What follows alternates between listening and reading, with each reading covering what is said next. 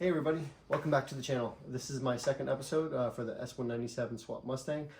But today we're going to be swapping the new motor, the 6.2, into the RX7. So the people who wanted to see more RX7 stuff, you're going to get a lot of that today. It was also brought to my attention that the GoFundMe I set up for friends and family, if they wanted to contribute to the build, it wasn't active for the first 3 days. So I'm still learning how to do all this. Fortunately, it's active. It's in the description. So if you wanted to contribute, you just click on that link and it'll be good to go. So like I said, we're going to be doing the 6.2 liter swap into the Mazda RX7. So let's get to it. All right, everybody.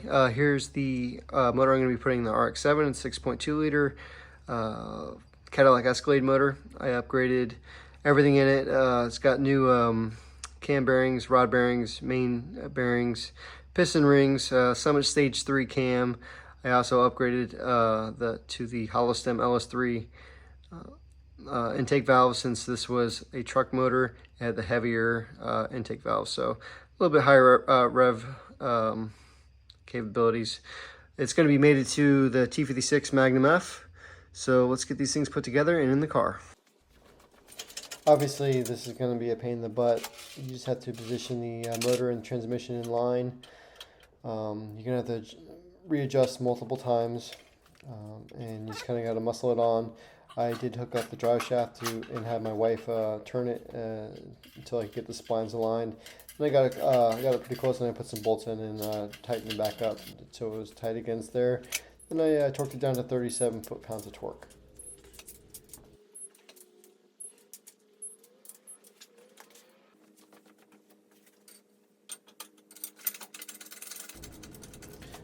One of the biggest pains of doing this in your garage with no lift is everything that gets in the way. So try to make as much room as you possibly can. As you can see, I'm going to run into some issues. There goes the jack. So you constantly have to go and readjust. It's just a giant pain in the butt doing this by yourself. But it is doable. So don't get discouraged or overwhelmed if you think this is too much to handle. You can do it. You just have to be very patient. As you can see, everything's sped up, so but this process happened very slowly. So right now I'm going to drop the motor into the car, and it's pretty straightforward from there. You just kind of got to align it straight in the middle, and you're good to go.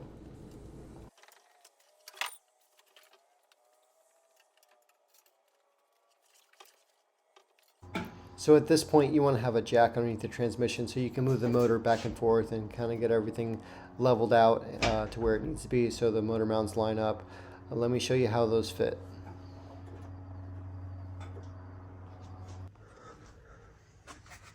So C5 motor mounts go to the biscuits that come with a Ronin kit. And I had 3 big washers because my oil pan is not F-body. If you have an F-body pan, I think it pretty much goes in, but this is just a little thicker, so it raises it 3/8 of an inch. I'd rather have a dedicated road race pan than a converted one, so there's that. Alright, so as you can see, it just bolts up right there. This is for RX7 with the Ronin Speed kit.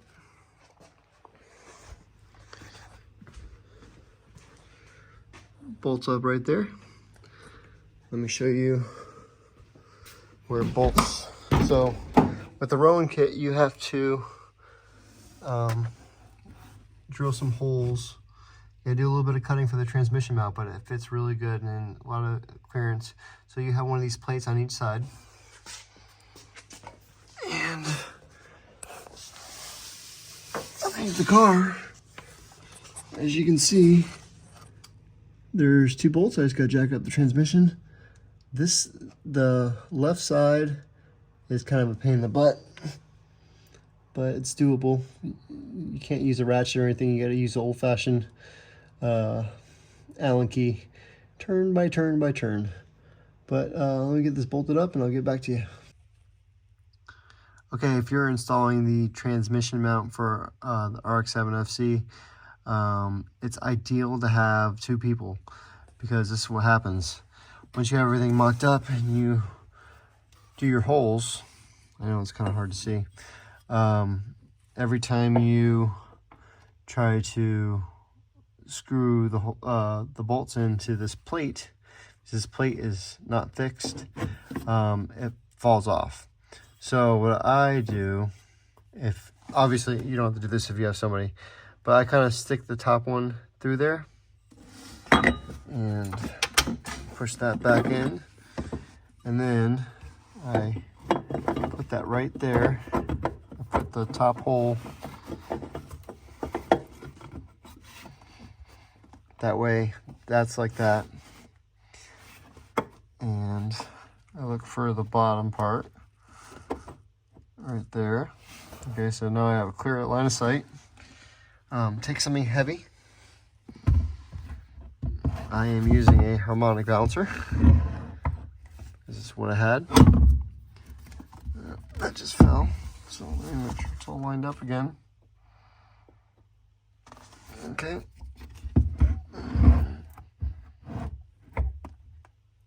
And that just kind of like put some pressure on it. So now you can go underneath the car and bolt them up. All right, so the transmission is mounted. That was a giant pain in the butt to do that by yourself. I don't recommend it. It took me probably about an hour and a half, maybe an hour, to get those bolts in by myself. The passenger side is pretty dang easy if you do that trick I told you to do. But the driver's side, for some reason, it was just kicking my butt. Anyways, for the T56 Magnum, or any T56 F-body, that's where the shifter lands, right dead smack in the middle for the RX7. So it fits really well, and it's about 1:30 in the morning. I have to go to work at 8 at the fire department, but I am going to install this header really quick because I need the lift to lift it up a little bit and push it that way so I can get the driver's side header in. If you see on the passenger side, there is plenty of room. It just drops right in. You don't have to do anything. So, all right, let me set this up. Okay, so what I forgot I did the first time is I took this motor mount off the block, and so I could get the header in. So I gotta take that off really quick, and I'll be right back. All right, so I had to remove the motor mount and the valve cover to try to get this header in. So let's get at it. I forgot to mention what headers I'm using. These are also from Ronin Speed. These are their long tube 1 7/8" headers. They fit great, high quality stainless steel. There's minimal massaging with a hammer on the underside of the car. And that's kind of like with every long tube setup if you're doing a swap with any car. So you're gonna have to break out the hammer a little bit, but once that's cleared, everything fits great. There we go. Obviously, I forgot the gasket. Anyways, I'm gonna pick it back up with this in 2 days, because I'm on shift for 24 hours tomorrow.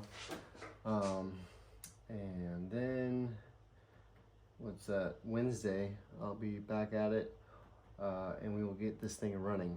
All right, have a good night.